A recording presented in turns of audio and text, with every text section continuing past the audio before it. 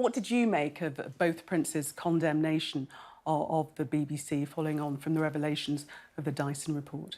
Well, I thought that both their statements were very striking indeed. We're not just talking about a much-loved national and international figure in the late Princess of Wales, but a mother as well. And I think that came across, this sort of sense of family sadness and tragedy.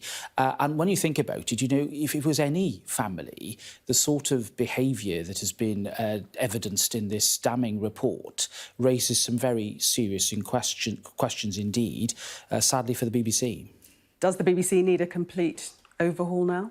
Well, the report runs to 127 pages. It deals with some very important aspects of the conduct, not just of the journalists themselves, but actually senior management at the BBC and decisions that were made at the time.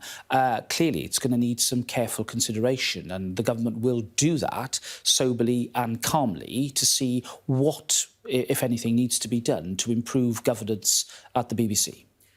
Will that be a complete overhaul, though, as Oliver Dowden has actually suggested? Yes, well, my colleague, the Culture Secretary, has rightly said that we'll need to look carefully at the report and consider issues about governance. I think inevitably that flows from what Lord Dyson has said. We'll do it calmly and sensibly and carefully. The BBC is, of course, our public service broadcaster. Freedom of expression and freedom of speech are clearly at the heart of what the BBC and indeed what Sky and other broadcasters do. But there is a responsibility that they have to the rest of us. To families, like the royal family in this instance, and that needs to be taken very seriously indeed.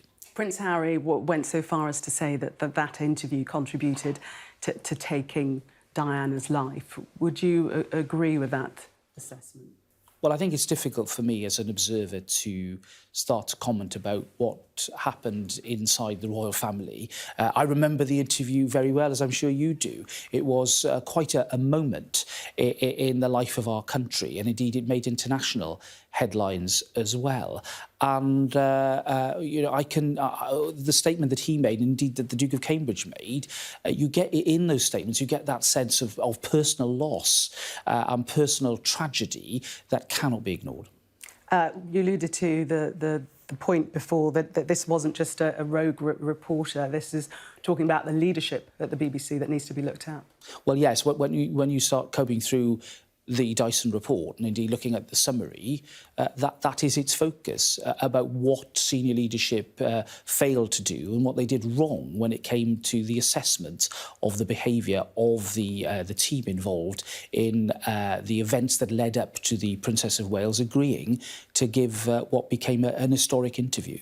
All of this is going to make it more difficult for the BBC to resist any changes that you might want to impose on it, isn't it?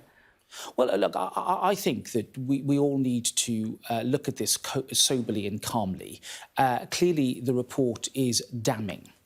Nobody can get away from that. And I think the first thing will be for the BBC to acknowledge that. They've apologised, which I think is a very important start.